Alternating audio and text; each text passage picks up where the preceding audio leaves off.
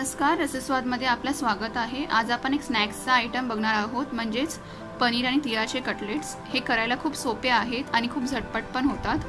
तर त्यासाठी लागणारे साहित्य बघून घेऊया। 150 ग्राम बारीक केलेला पनीर, एक बटाटा बॉईल केलेला, अर्धा चमचा जिरा, अर्धा कांदा बारीक चिरलेला, बेसन, 2 चमचे काळे तीळ, सफेद तीळ पण वापरू शकता तुम्ही, थोडीशी काळी मिरी पूड, अर्धा इंच आलं किसलेलं, एक हिरवी मिरची बारीक चिरलेली। सगळ्यात आधी पनीर आणि बटाटा मिक्स करून घेऊया।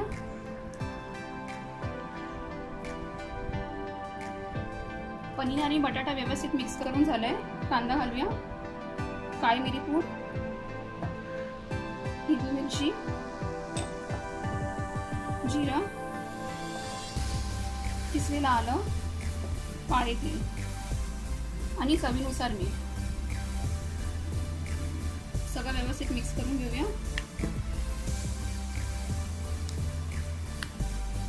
सर्व साहित्य एकजीव झालंय। सगळ्यात शेवटी बेसन घालूया।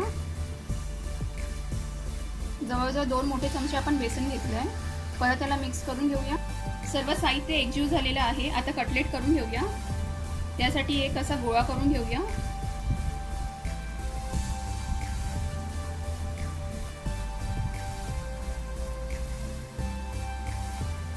आणि मग याला थोडंसं प्रेस करूया।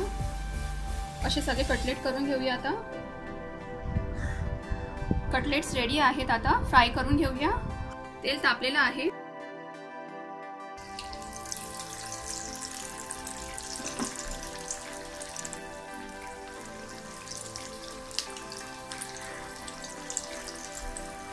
स्लो ते मीडियम गॅसवर आता फ्राय करून घेऊया।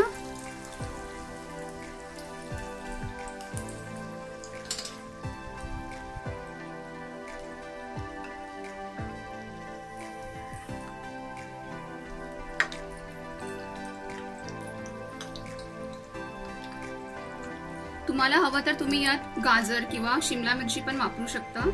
मी हे सिंपलच ठेवलेलं आहे।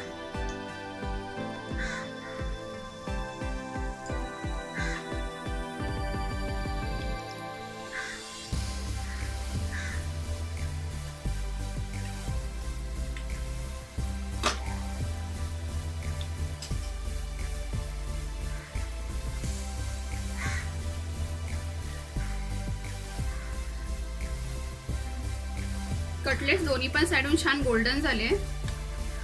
काढून घेऊया आता बाकीचे पण तळून घेते मी। आपले पनीर आणि तिळाचे कटलेट्स रेडी आहेत। क्रिस्पी झालेले आहेत आणि चवीला पण खूप छान आहेत। हे कटलेट्स बनवायला खूप सोपे आहे आणि झटपट पण होतात। तर अशा प्रकारे तुम्ही कटलेट्स करून बघा आणि मला कळवा कसे होतात ते।